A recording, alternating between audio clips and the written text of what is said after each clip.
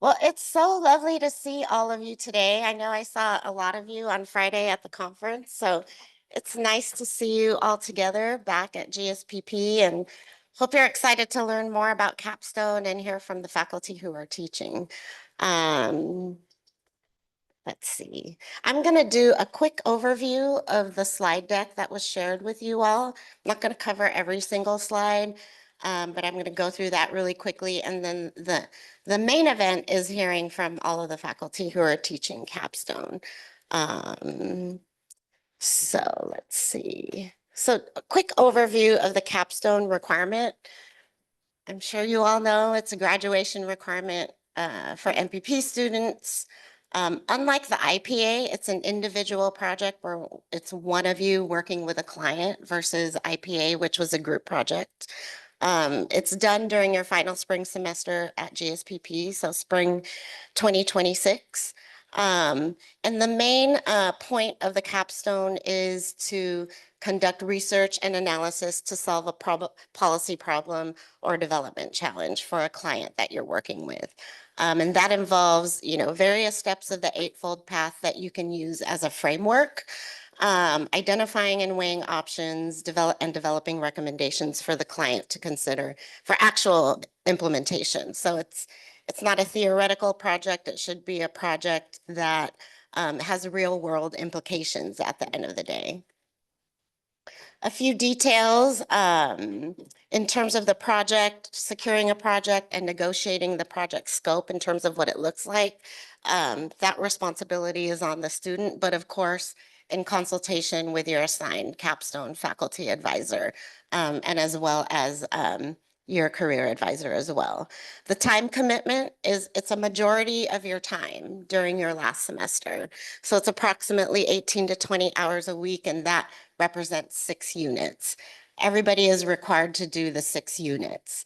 Now, if you are interested in diving deeper or spending more time on the project, you have the option to add 3 extra units for a total of 9.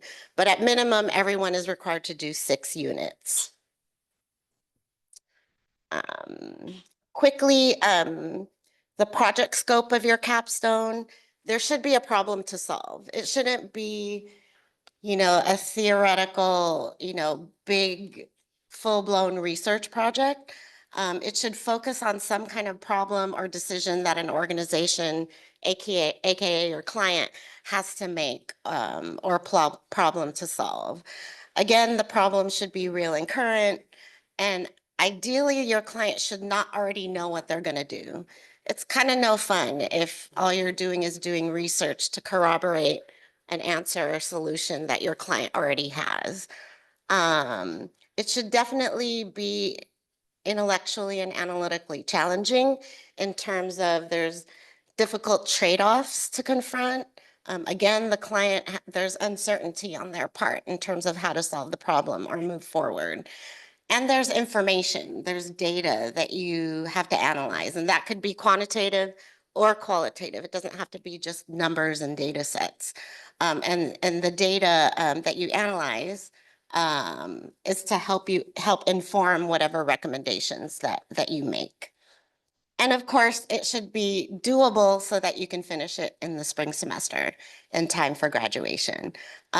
Projects that have too large of a scope, you could spend years doing it. Like, for example, how should the world solve poverty? That's very, very, very, very large. So it's got to be narrow enough that you can finish all the work in the 15-week semester. Um, and then finally, your final project is a report, and it should actually address the problem and the challenge, confront the tough trade-offs and outline alternatives, and give clear, concrete recommendations for your client. Other things to think about too is that your recommendations should be responsible because your client may actually implement them into policy. And it should also be compelling and easy to read for a diverse audience. Um, these are a few bullet points on what to avoid. And this is, based on, many years of students doing the capstone. Um, there should be a problem to solve. That's pretty basic. Your client is asking you to analyze this huge data set, and that's all. They're not asking you to do anything else with it, not provide recommendations or anything like that. There's no analysis involved, and that's kind of related to the data analysis. You should be confronting alternatives and difficult trade-offs. There's other things that clients have asked students to do in the past, like develop a program brochure or identify funding sources. And those alone would not make a good capstone project, but they could potentially be additional deliverables that you're asked to do. Again, only research, but no analysis or recommendations. Um, the capstone should be a standalone project. It should not be something that's part of a larger project. And then again, that the client does not know what to do to solve the problem. I'll go over just a few logistics. So each student is assigned to one faculty advisor who's teaching the capstone course. The course is a weekly seminar in the spring semester. Each section will have about 12 students assigned to it. Again, units and hours, 6 units is required, 9 units is optional. And then the final report, once you're done, should be submitted to your faculty advisor, your client, and to GSPP through Jalila.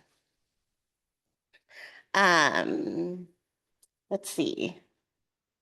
These are your faculty for the spring capstone course. And then just a note to international students in the room. You do need to get work authorization if your client is a US based client. It's to your benefit to consult with bio as early as possible as you're starting to consider potential projects. Every student has their own unique situation, and so bio's response to your inquiries will be different. So whether you're an F1 visa holder or a J1 visa holder, this is required. And also just to plug, there's a bunch of work authorization workshops happening with bio this week, and then next week GSPP is going to have their own, and they'll cover work authorization for capstone. Let's see. So these are some things to consider as you are looking at potential projects or thinking about capstone ideas. If there's certain learning goals that you have for yourself in terms of what you want to get out of the project, if you have a preference for a particular type of organization, whether it's sector, where they're located, if it's domestic or international, those are things to consider too. Another thing to think about is, what can the client offer you in terms of help and resources? Are they responsible and accessible to you, or are you sitting there waiting for your potential client to respond to your email and it's been like weeks or months? Those are things to think about. Can they provide you with information that you need to carry out the project? That could be data, people, resources, etc. And can they make a decision based on your recommendations? And then many of you will see this as a career and or networking opportunity for when you graduate in terms of your full-time job search and what you have moving forward in terms of what you're interested in. I'm going to fast forward to resources. This is all in the slide deck. But a common question that students have is, how do I find a client? So there's 2 main ways. And some of you I know have already started doing this. One is talking to potential clients that you've identified. And that could be either clients have a particular topic in mind already, or they don't, and they want to work with you on a potential topic that is of your interest. Or sometimes students will actually pitch ideas to clients. I think Those tend to be a little bit more challenging, but it's definitely possible. The other way that students have secured clients is through proposals in 1220. So we've done a call for proposals to alumni, partners, former clients, potential employers, and we'll also be doing targeted outreach to clients to encourage them to submit proposals. But those will start showing up in 1220 probably in a few weeks or so. I think there might be one in there already. But those are things, that's another way that a student could secure their client. And then finally, this is a list of resources besides, folks in your network, maybe your summer internship employer. You can look at past capstones for ideas on topics, ideas, clients, your summer internship employer, alumni that you're connected with, GSPP faculty, and not simply the faculty you're here today, but other faculty in case there's a particular faculty member with expertise in the issue area that you're interested in, and your own professional network. So I encourage you to think about all these things. Part of the slide deck, there are links to all these resources that you have access to. So I'm going to pause there and just share a few housekeeping announcements before I have the faculty come up and start sharing with you about how they run their sections. I hope you guys have noticed all of the UN style microphones in the room. So each of you have one. So we're going to hold questions till the end. But if you do have a question, if you could please press the middle button to turn it on, ask your question, and then press it to turn it off. And that'll make sure that the folks on Zoom can hear you, can hear the question, and that we can also hear your question in the recording. We are recording this session, and I think that's about it in terms of housekeeping. So I think I will turn it over to Erica.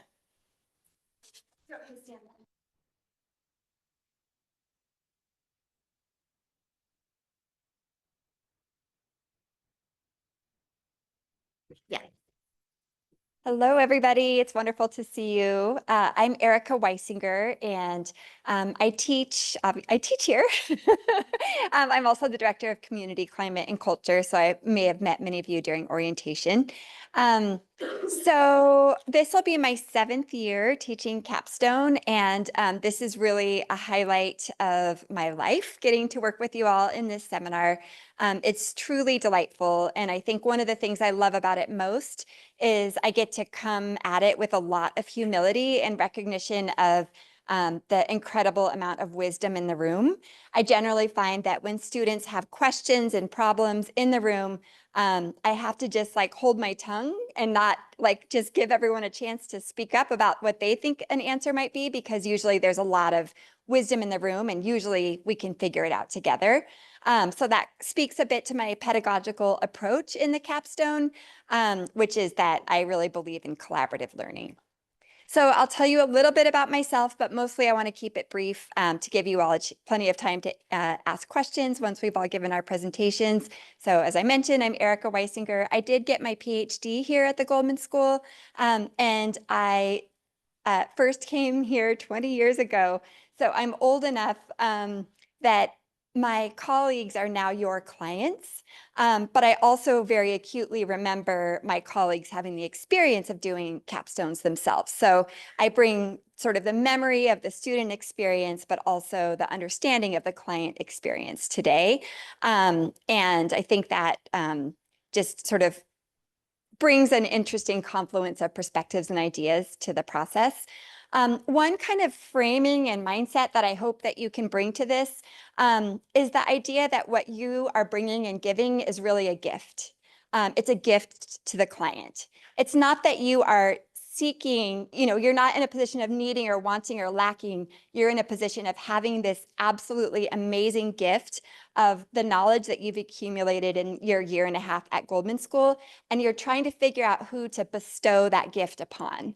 What client is worthy of this gift, the gift of all the knowledge and learning that you have gained in your time here. So just want to encourage that mindset and just empower you to be brave as you look at LinkedIn, as you think about your network, as you think about your dream client, to just feel really brave about approaching them and being like, hey, I have something to offer you. I'm going to be working on a capstone. Can I interest you in this offering? For those of you that are going to be finding it on your own. Some thoughts on what makes a strong capstone. I really appreciated Cecile's framing of generating new knowledge, that the importance that like just how important it is that you aren't just doing a literature review, that you're really like you will have a methodology section, and in your methodology section you will be describing how you know. How did you learn what you're saying? Was it a data set? Was it interviews? And most people do interviews as part of their, even if you're doing a strictly quantitative data project, it's really a missing piece if you don't also do interviews. I think most faculty encourage you to do that. So how do you know? How did you learn the things that you're recommending? And that's something to start thinking about now. And thinking about like, do I want the opportunity to develop a certain skill set or tool set? And so that can also help inform what kind of client and what kind of project you're looking for. In terms of how I conduct my capstone sessions, I do a lot of collaborative work, a lot of individual opportunities for breakouts for you all to talk to each other. As you start to see our course syllabi, many of us do structure our capstones around Bardak's Eightfold Path. It's just a really nice sort of framework to use to guide you, but many of us offer alternative assignments for those of you that might have a capstone that really doesn't follow the Eightfold Path. Even if you're not following the Eightfold Path, it's still a helpful sort of guideline and map to embark on your journey. So many of us do use that. That is really how I organize my memo assignments, is around first framing the problem, assembling evidence. You know the drill. I know you all have your Eightfold Path tattoos by now, of the steps in the process. So yeah, that I do find that that's a helpful framework. I think that about wraps it up. I'm excited to get to work with many of you. Ideally, we're also having fun. Last year, something happened where I literally got all the introverts. So we had to do things like play sardines and play hide and go seek. I was like, all right, y'all aren't talking. We're gonna have to just like play some games and have fun, because there was a level of seriousness that we had to move past. So hopefully you'll come in with fun, so we can, yeah, if you're not having fun, like what's the point? We should be enjoying ourselves as well. I think that's mostly what I wanted to share, and I'm happy to answer questions at the end. Thanks, Erica. We are going to move to Zoom and have Caitlin. Let's see. Yeah, can you hear me? Yes. You can hear me? Great. Okay. Thanks, Cecile, for organizing this. And hi, everyone. It's nice to see all of you, at least virtually.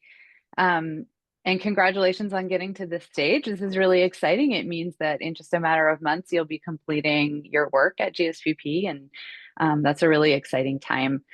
This is my third year teaching the Capstone course, and I really, really enjoy it. I learn so much from all of you as you become experts in your various topics. A little bit about me. I'm an associate professor of public policy here. Most of my research focuses on US immigration policies and policies in the criminal legal system as drivers of systemic inequalities. I study the direct and downstream consequences of policies, not just the harms of policies, but also how policies can improve people's lives and well-being, with a particular focus on families and children. I have a PhD in sociology, and my work is really interdisciplinary. In fact, I was thinking about this morning. Right now, I'm working on various collaborations with faculty in economics, political science, public health, applied psychology, and various medical sciences, including internal medicine, emergency medicine, and neurology. So I feel like one of the greatest things about my job is that I get to talk to people who are coming at problems from different perspectives, which I think helps in supervising capstone projects as well. I do a lot of applied research. I almost always am working with practitioner partners and research practice partnerships. These can include like policy or litigation issues at the federal or state level. Right now I'm working on a big project with the ACLU Prisons Project, and I also work on more community-based or with more community-based organizations. Like I'm just starting a new project right now with on immigration raids with the National Day Labor Organizing Network. And I think that informs my pedagogical approach. So we were asked to talk about that. One of the things that I think about my training and how I approach policy problems is that I really believe in methodological dexterity. So I use a variety of quantitative and qualitative methods in my own research. And in fact, I'm often combining multiple methods to answer questions. The important thing, and this is true for academic research and for your capstones, is using the best data and methods possible to answer specific questions and make recommendations. And because of data constraints, and I think this is especially true with capstones, it's often really important to use multiple data sources to triangulate answers to questions. So my session does emphasize methodological rigor and dexterity. And it can help you think through questions relating to the kind of data you can access to answer your questions and limitations that always come up. So I know, you're in learning environments where you're solving problems using data sets that sort of provide the ability to answer questions causally or perfectly. And that's really hard to do in the real world. We're often working in data vacuums that make that really impossible. So I'm here to help you work through some of those questions.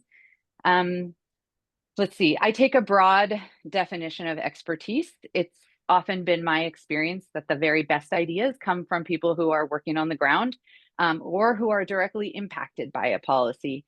So I encourage students to both embrace your own expertise as well as the expertise that comes from your clients and other stakeholders, including community members. Okay, like Erica, I think the Eightfold Path provides a helpful framework, but I have found that, it can't always be used rigidly or in the same way across different projects. So I'm willing to work with you. I want to work with you in the way that makes you complete the best capstone possible.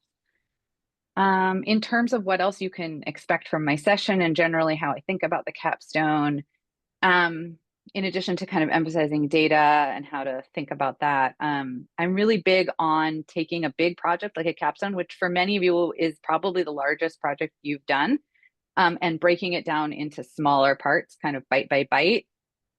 So my class will reflect that. We start with an overview, and then we actually create a very detailed work plan that's sort of a living and breathing document that we return to every week throughout the semester to make sure you're staying on track so that you're not overwhelmed by sort of the size of the project, but rather are able to sort of compartmentalize what you're going to do in any given week to move it forward toward the final goal.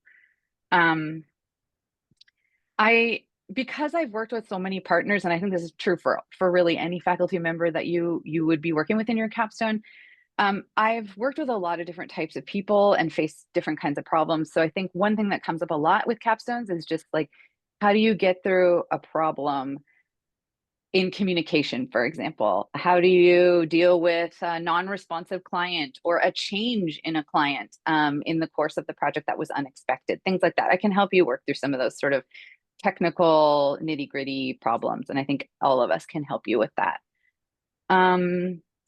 Okay, so I think how we present the solution really matters as well. So one of the things I really like to emphasize is how to analyze data and then how to think about really good and concise visualizations of the data, for example, like how are you conveying the data to your client and to the public. And Erica and I, in fact, with Hector, were just talking at the conference on Friday about how, a lot students spend so much time creating this really important, impressive 50 to 100-page document.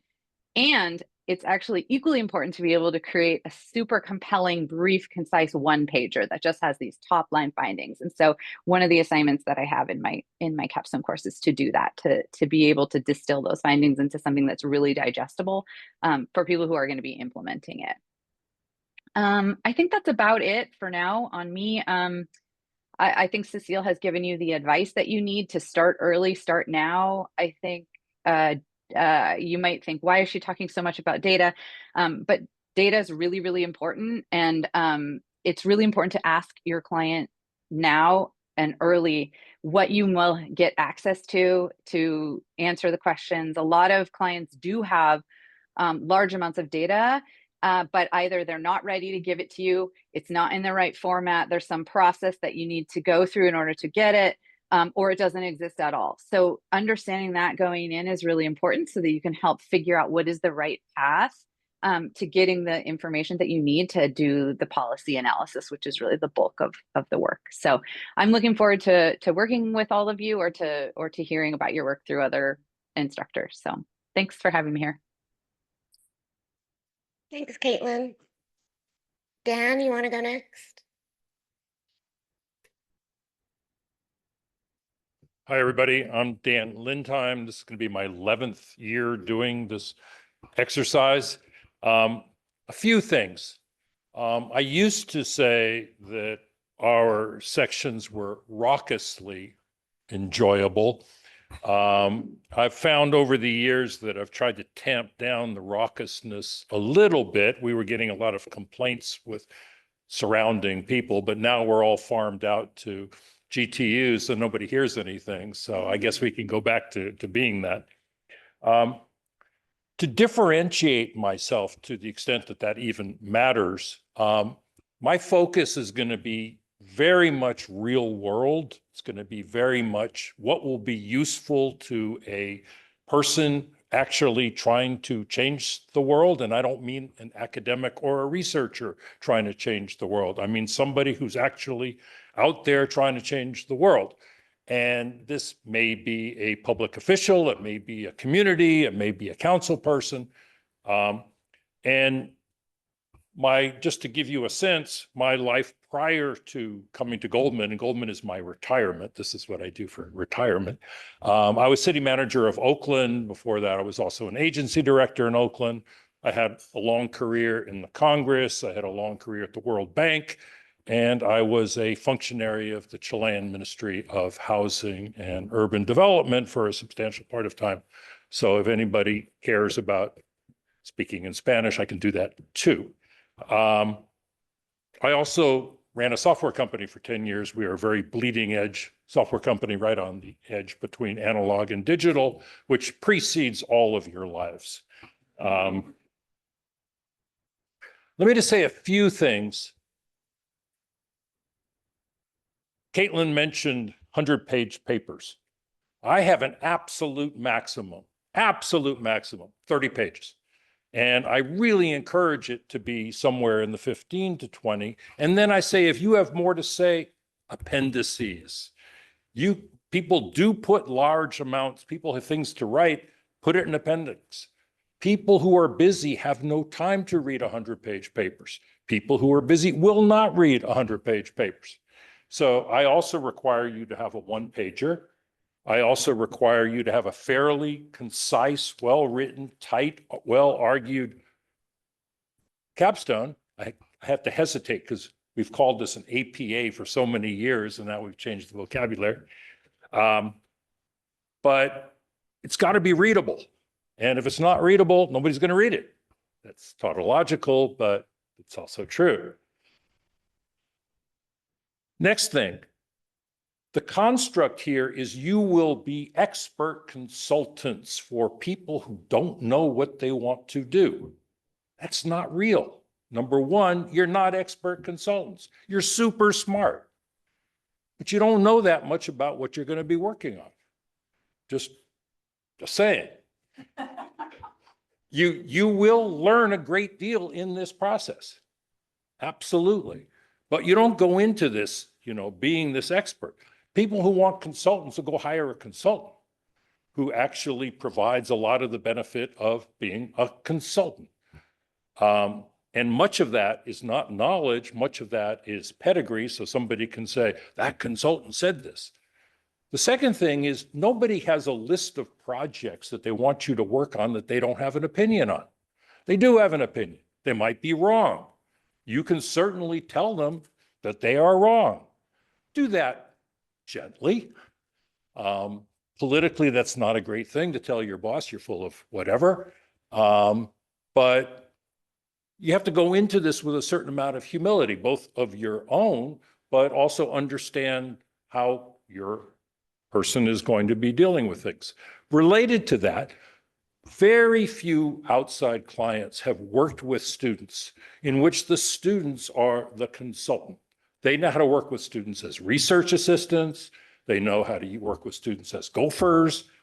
They're not used to you really being these high-powered consultants, and you may have some tension with that. And so one of the things you want your advisor to both help you in choosing your project, but also during the period of time, is to help you sort of get through some of these related issues. Now, there had been a time in which we were told that we were supposed to completely back off and we're just sort of throw you out there.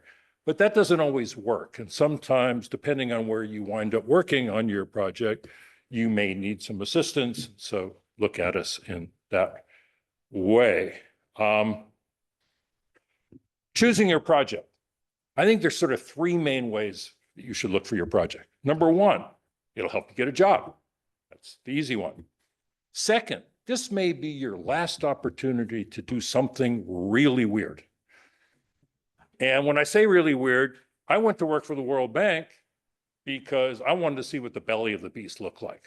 I was politically opposed to what I thought the ideology of the bank was, but I was given an opportunity to see the inside of this behemoth. And it's not a bad idea. You learn stuff. You also change some of your views about these things. There was a person who I knew who was here some time ago who went to work. This was a fairly progressive person who went to work for a very conservative Republican financial director at the state level. Again, to see the belly of the beast. So that might be something. The third is you're just really interested in a project. May not have nothing to do with your career. It has nothing to do with being in opposition to what you believe, but it's just an interesting project. So there are different ways, there are different reasons for doing things. Said consultant, real world.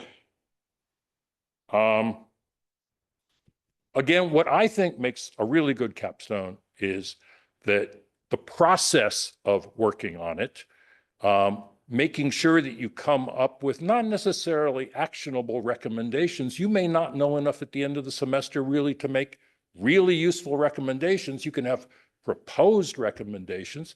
Depends on the kind of project.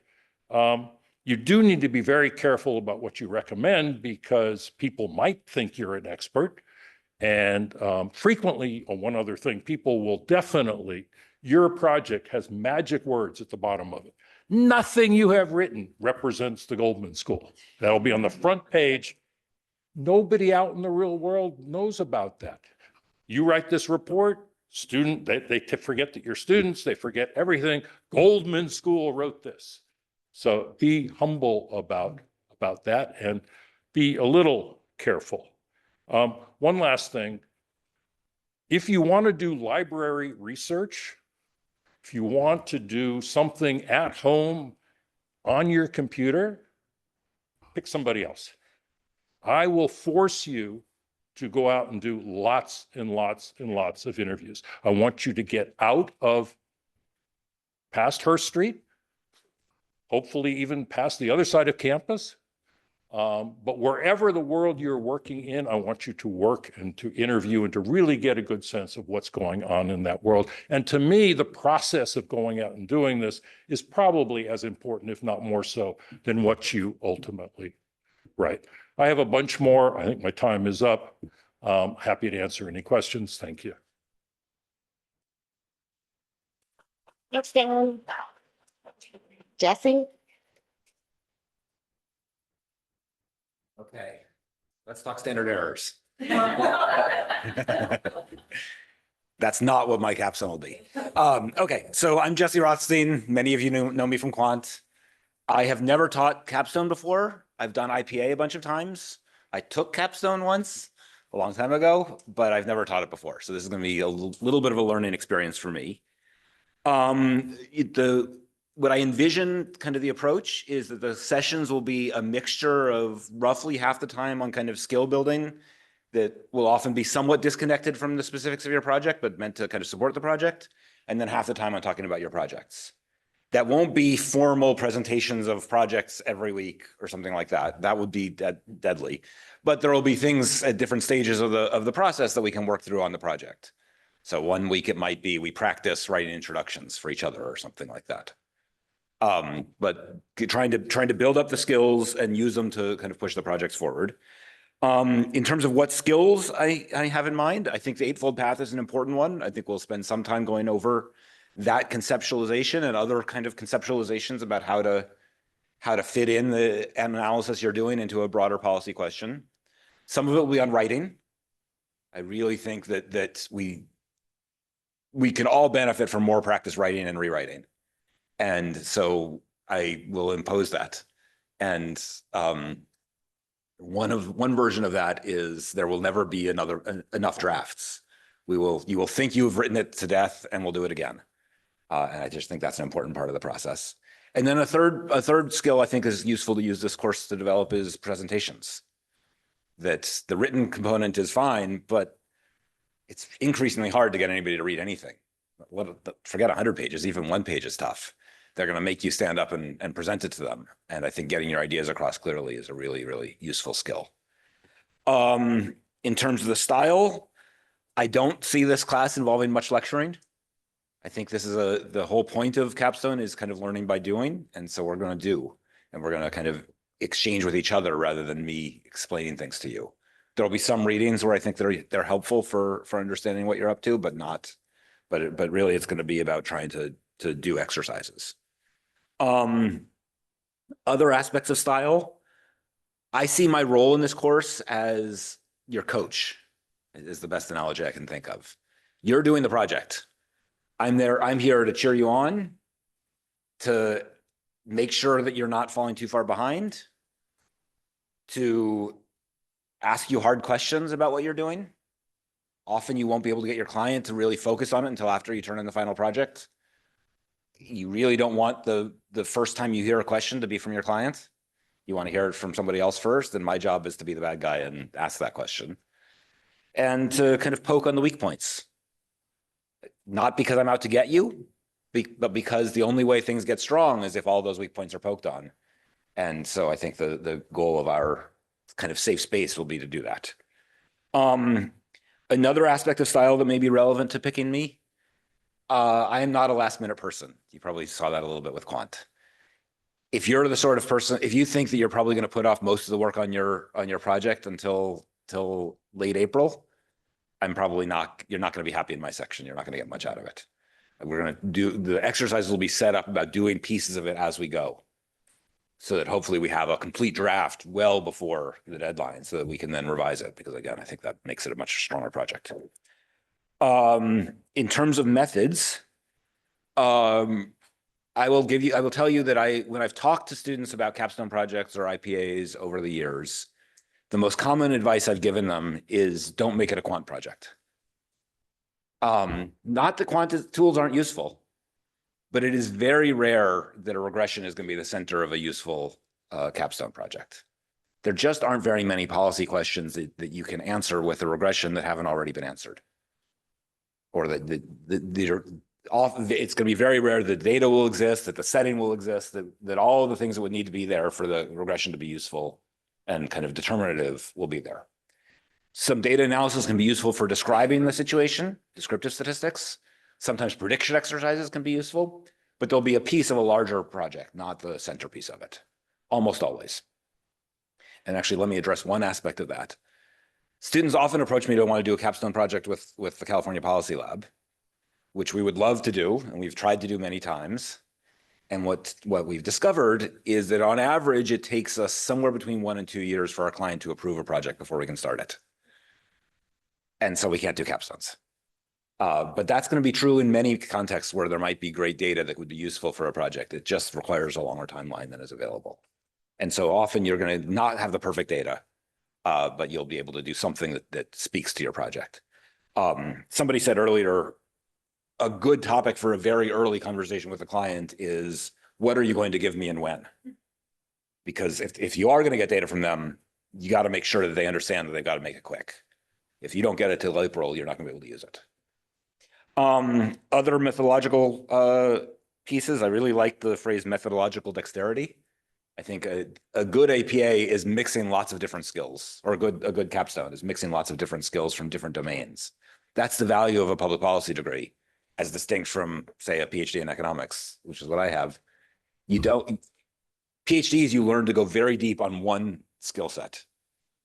MPPs, you learn to go broad. And where that's useful is places where lots of different skills are useful. In terms of projects, probably, given that I think I'm the only economist on this who's doing this year, probably I have a comparative advantage in economics-oriented projects. But again, those often won't necessarily be data analysis projects. They might be other economics questions or something like that. And then I guess I'll say one other thing I will push on a lot is often people have trouble with the distinction between a recommendation and an opinion. We all will have opinions about lots of things that we're working on, depending on what we're working on. I will push you hard on, if you're making a recommendation, what's backing it up? Is it because that's your view, or is it because you have some actual evidence to support it? And there's always going to be a little bit of a mix, but I think it's important to separate those. Sometimes this is talked about making a distinction between positive and normative analysis. What's really useful in research is the positive analysis, figuring out what the facts are. The normative analysis, if I have a different set of views than you do, then I'm going to disagree with your conclusions. And so it's really important to make clear what is grounded in facts that no reasonable person can dispute, and what's grounded in your views, which I might not agree with. And then the last thing I'll say is about how to pick clients. I think this, as other people have hinted, this is a really challenging exercise to find a project where the client really wants your views, even though you're not an expert. Most likely, some people will be working on something they've worked on long before they came here, and they already are experts. But most people are not really experts in the topic they're working on. They want your views, and they want a recommendation from you. That's unusual, and it can be challenging to make that work right. You should be very worried of a project where roughly the form is, I want you to tell me what my whole agenda should be. Anybody who's in a position to be a client who needs to ask that question shouldn't be a client, right? They're in real trouble. They already know what their agenda is. You're helping with a small piece of it. And I think that's fine. We have to define the scope so that that's manageable. So I think things to look out for is there reason to think the client will make time for you? Sometimes clients say, yeah, this will be a great project, but then you can't get on their calendar the whole semester. And that could be a pain and really limit the project. One version of that is, are they going to pay you? Even if you don't need the money, that can be a really useful filtering exercise. Because if they pay you, they're going to make time for you. If they don't pay you, they can think it's as important as everything. But when push comes to shove and their week is busy, you're going to get crowded out. Another version of it is, do you think they'll read your report at the end of it? Sometimes they might say they're interested, but they're doing lots of things and they aren't going to read it. It can be really frustrating to put all this time into it and not really even hear that the client is going to read it at the end and not ever get feedback from them. But it happens sometimes. I will stop there. I'm happy to take questions, but turn it over to the next.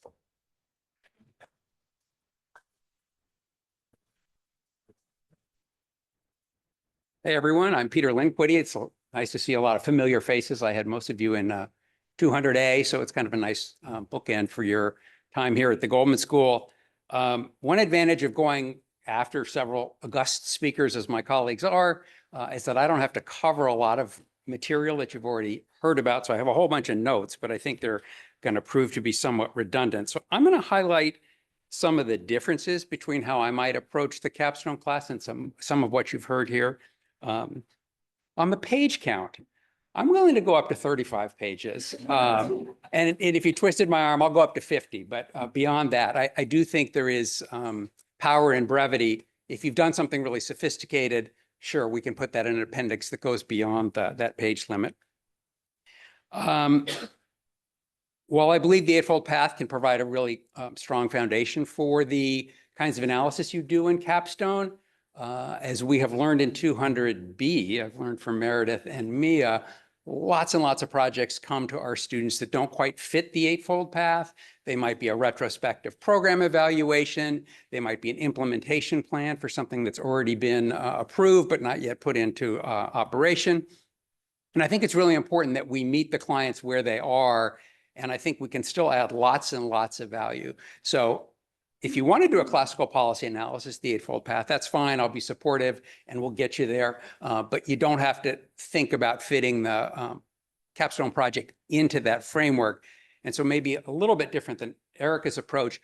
My initial assignments are not the steps of the Eightfold Path, but they're more like, what is the research question about which we need to gather evidence to have an informed opinion?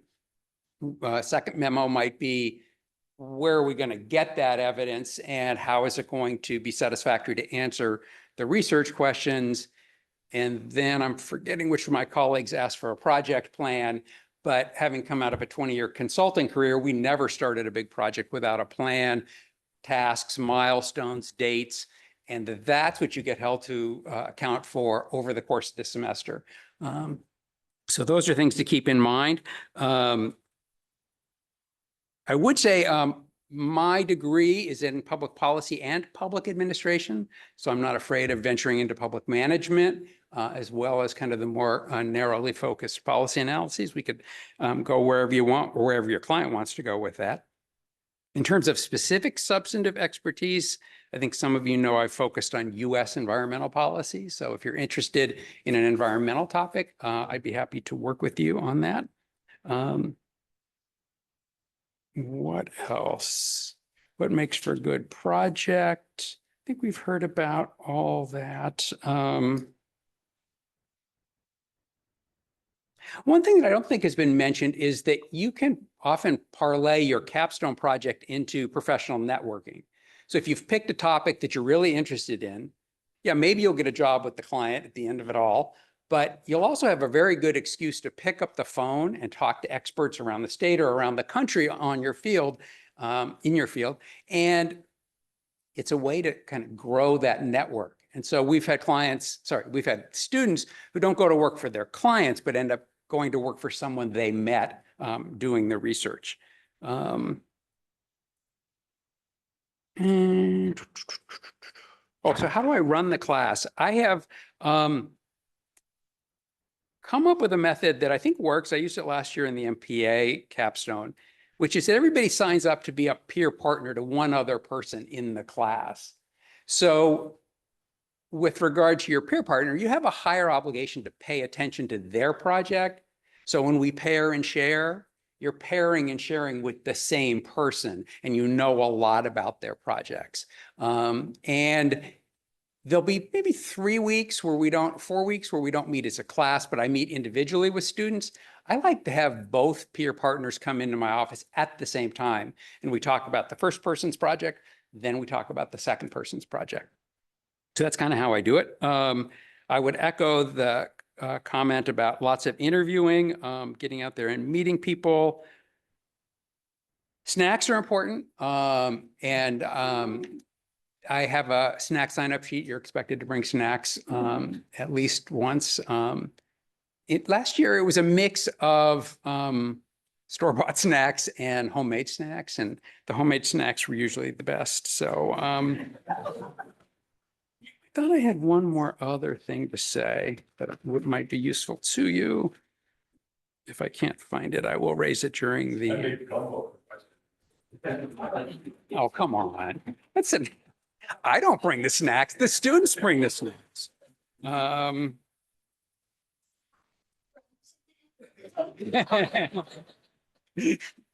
offer a gift certificate to the retailer of your choice. Take my class. We better stop before this gets too expensive. Yeah, I think that's everything I had to cover. I would be happy to answer questions. Yeah.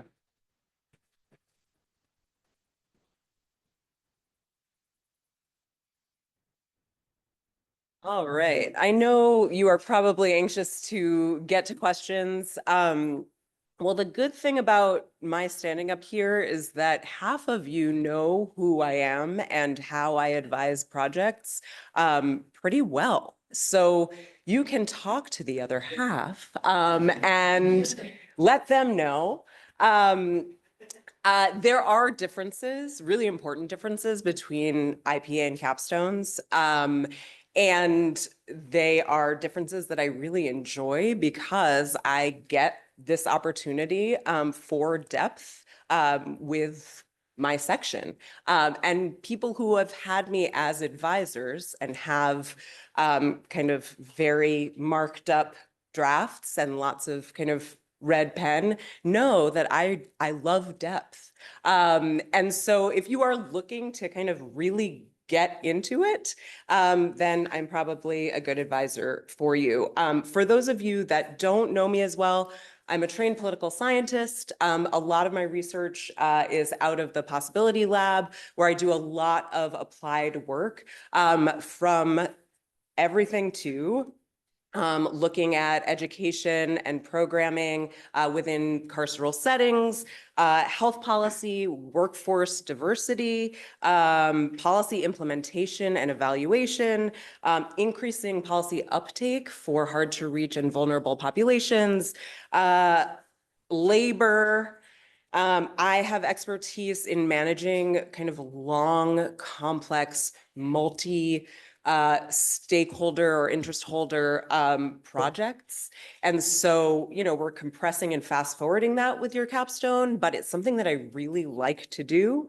I have worked and kind of have tips and tricks for working with administrative data. I do consider myself a survey methodologist. And I also do mixed method research, so a lot of qualitative interviews, field experiments, participant observation. I'm basically just listing methods now. So if that sounds interesting to you, sign on up. I would say, and probably those of you who have had me as an IPA advisor, I was going to say one of my strengths is flexibility, but maybe that's not corroborated.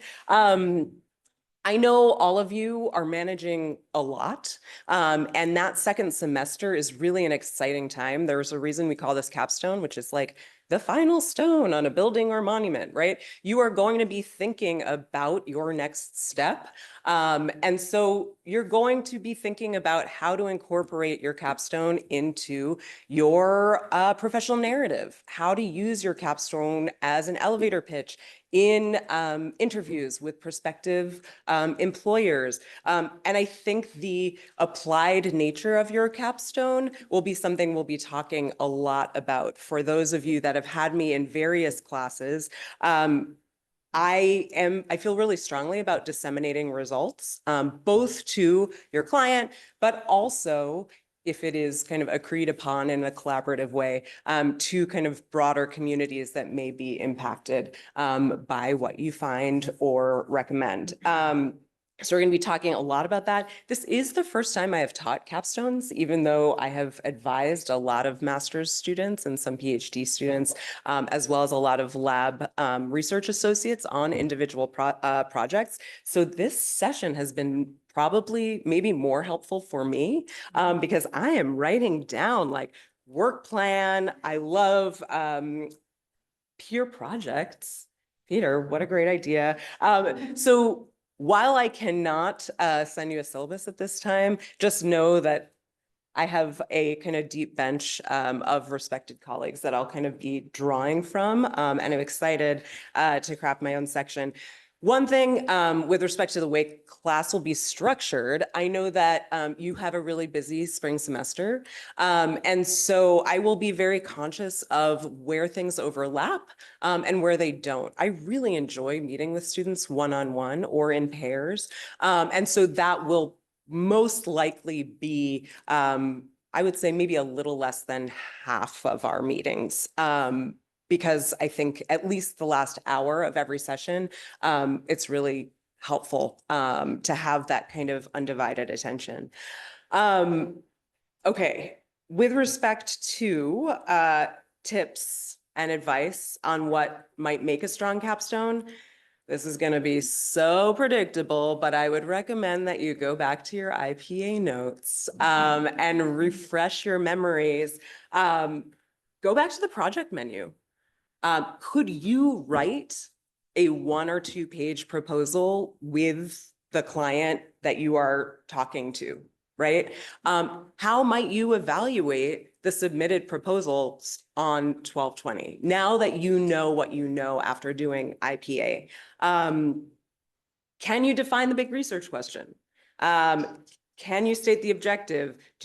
Could you envision an analytical strategy that is feasible, or maybe multiple, that you are excited about actually waking up to do every day, right? Could you write a scoping document, and would the scope be feasible? And if not, do you need to scale it back? Do you need to elaborate?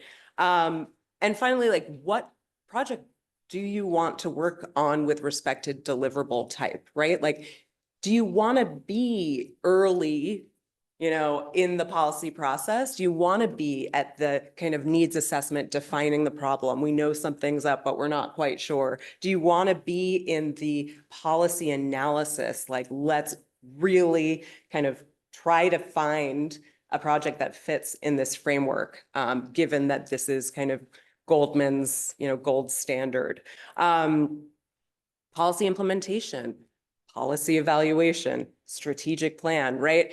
Refresh your memories about what types of policy products exist, and then think, okay, do I want this to be a stretch assignment, or do I want to kind of really rely on some of the strengths that I know I have? There will be opportunities with respect to the center that I currently direct, the Center on Civility and Democratic Engagement. We have an incredible group of 8 democracy policy fellows that are all pitching Capstone and IPA projects. So more information to come. And then the center also does fund a specific set of Capstone projects that are particularly focused on democratic engagement, as well as community engaged policy processes. If you're interested in any of the terms I just said, you can come find me or check out the center website. And then just general guidance on securing a project is start early and don't panic. So hopefully those are not in opposition. And let's start with Q&A.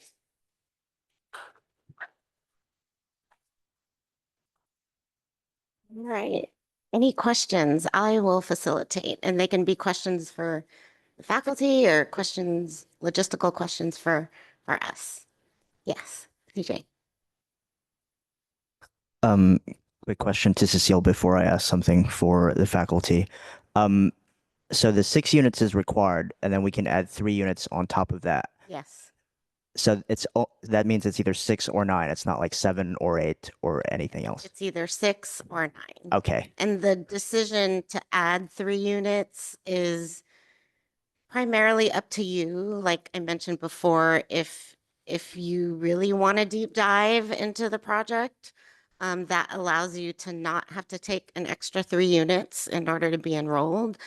Or maybe you're brand new to the topic and you need to spend some time kind of getting up to speed. So there are different reasons to add on the 3 units. And those are a few. Okay, thank you. My question for the faculty is, I think Dan was the only one who brought this up, but who else has experience working with international clients, whether through like IPA, Capstone, or their own professional experience? So I forgot to say my areas of specialization, but before I do that, I just want to say, like, we're all here for all of you, and the Goldman School faculty is all here for all of you. I often have students that are working on cost benefit analyses, and I always send them to Dan Ackland, and he's always incredibly generous and kind with helping them structure that. So if you want to work on immigration and you don't get Caitlin Patler, don't be scared. It's going to be okay. Like, all of us as policy professionals, bring the ability to have a lens and the ability to learn quickly. And it's so fun for us when we get something that's out of our area of expertise, because then we're learning with you. And sometimes that beginner's mindset is what can be most helpful to you. Because I've done a lot of MPA capstones, I generally have a lot of international students. And so I've definitely seen a lot of capstones for other countries doing development work. I know, yeah, so I'll just let other people speak to that. But I also wanted to take this opportunity to say I am a qualitative methodologist. I do take some time to teach how to do qualitative data analysis because I think everyone should be doing interviews. And I often offer that to all students just to make sure we all kind of have a common understanding of how to use some basic qualitative data analytics software and thinking about qualitative data visualization. And then in terms of subject matter expertise, I work on racial repair.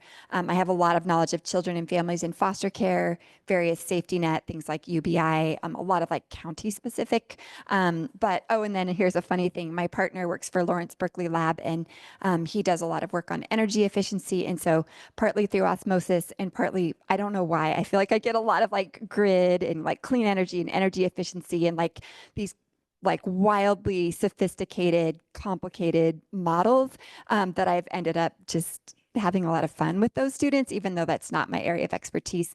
I often talk to my partner about them. So I think a lot of us, like if we don't know, we'll figure it out. We're smart. I'll add on to that too. You know, I think the you all can tell me if I'm wrong. The role of your capstone advisor is to get you from start to finish. If they have expertise in your topic, that's wonderful.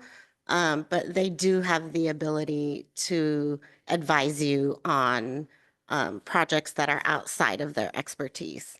And it's also okay to consult with other faculty, whether it's here at GSPP or other experts on campus on the content that you might need advice on. But in terms of the process of getting from point A to point Z, your capstone advisor is equipped to do that. I'll go there and then there. Yeah, listen. What is an appropriate amount of money to ask for? I'll take that one. So when we communicate with clients, the baseline that we advise is 8 to 10,000 for the entire project. It's going to vary though. Some clients, fewer clients can go above that range, and some clients, that's, they can only afford, a number below that range. Some clients pay a stipend, like one lump sum. Others pay an hourly rate. So it really will just depend. But when we reach out to clients, alumni, employers, past clients, we tell them the range, and that's based on the range that past years have been in place for capstone students. Yes. So I used to tell people, it's really interesting because each year I don't write it down and I just sort of riff from what it's in my brain. And what I always have said in the past is don't sell your soul for, originally it was 3,000, then 5,000, 7,000, now 10,000. That unless you're really hurting for the money, pick a project that is going to be useful to you going forward. This amount of money, once you get a real job, is going to be a pittance. And as you amortize that it's just not worthwhile selling your soul for so little. Though I think Jesse's comment that if you're paid, it's better than not paid because you'd be taken more seriously, maybe. But take that into advisement. But I wouldn't use the money unless you absolutely need it as the measure of what you should do. And honestly, I've seen paid projects where the client goes MIA, and I've seen unpaid projects where the client goes MIA.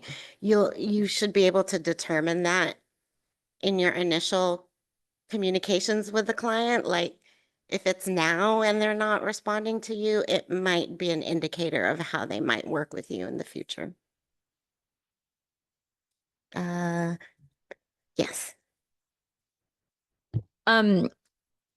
I don't know. I think other people might have this, but I know that like my internship, they were interested in doing something, but like they don't know what they're going to need in the next semester. So even if they're interested, I don't know that they'll be able to say, this is exactly what you're going to be working on by November or early December, whenever it's due. So how would you go about that with, because I feel like a lot of organizations we work with don't have like 6-month foresight.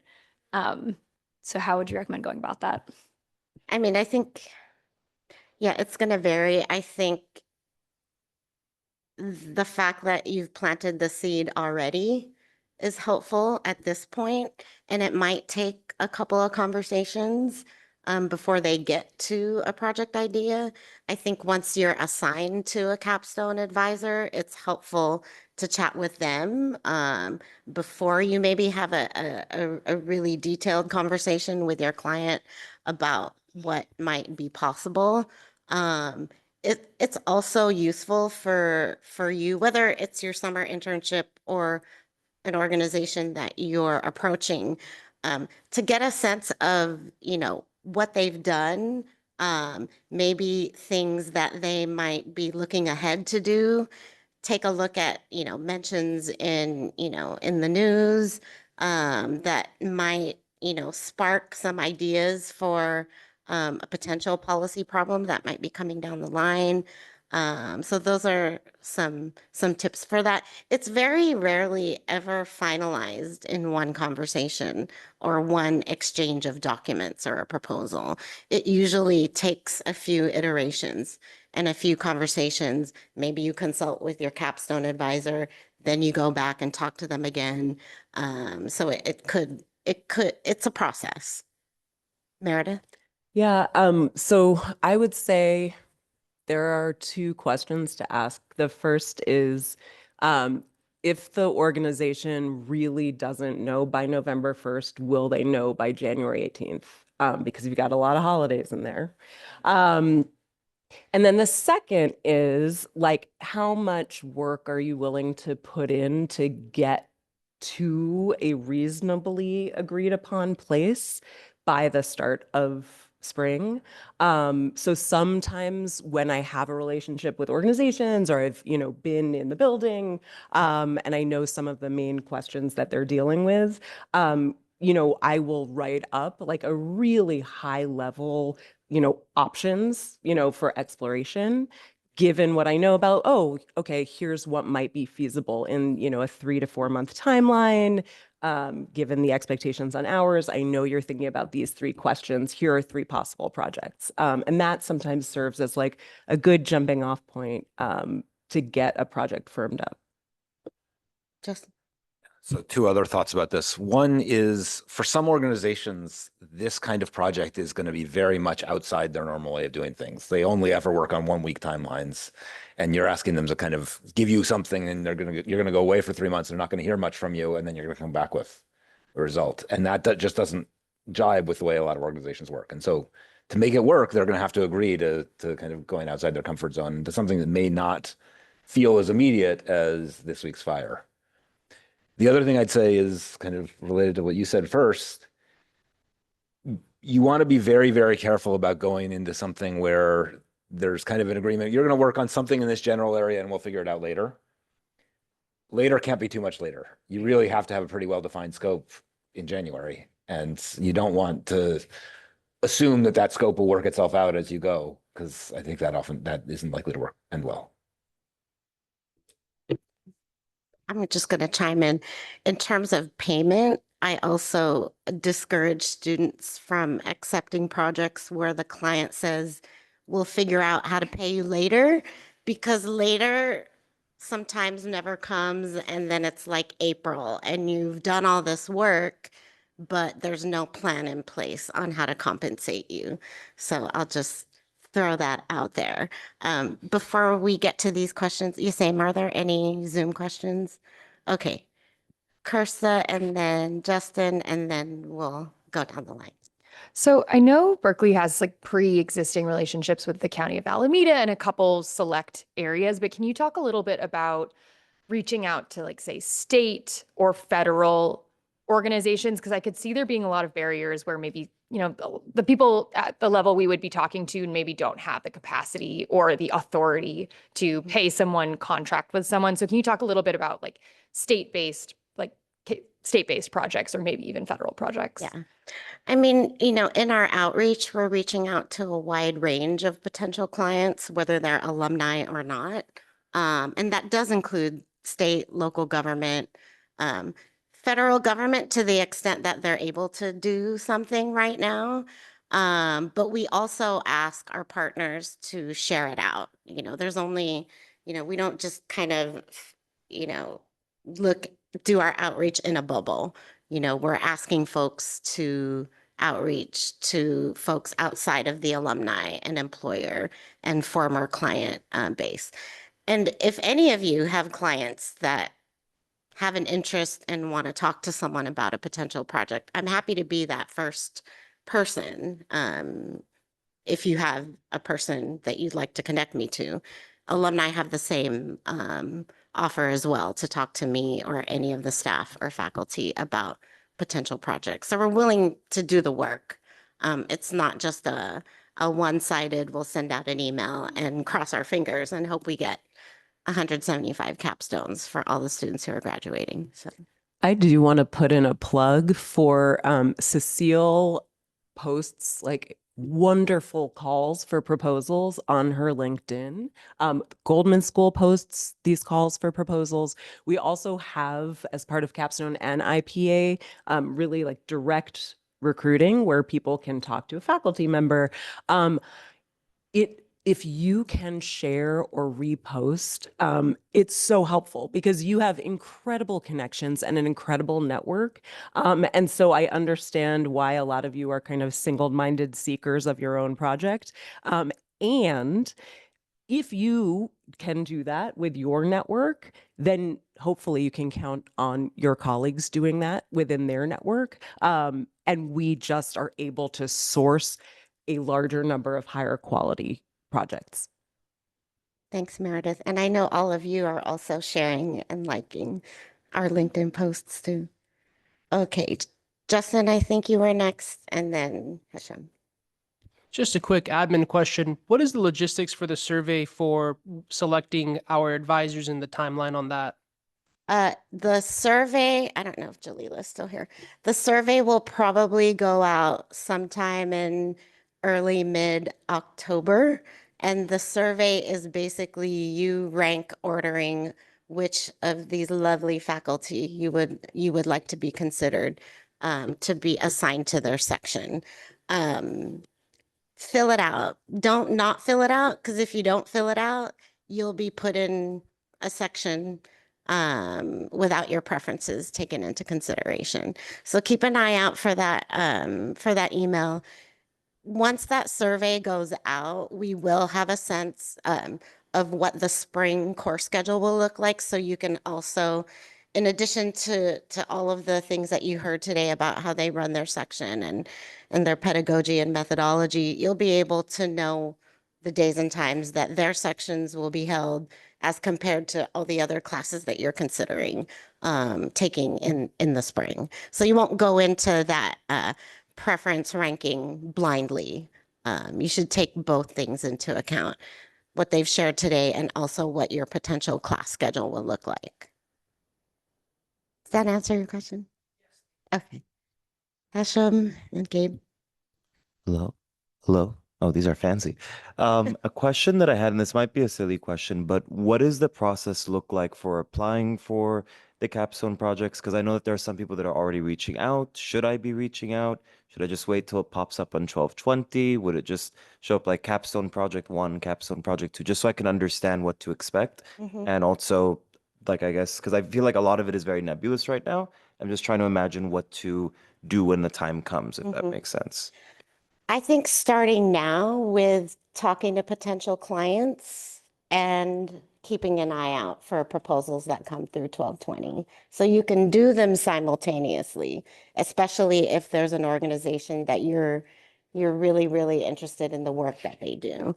In terms of the proposals, they're very similar to, jobs and internships that get posted. The big difference is that some of them a majority of them will ask for a resume and cover letter. You're basically applying to be considered for the project.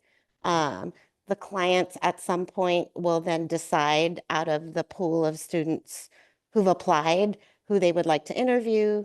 Then from there, they will select one student.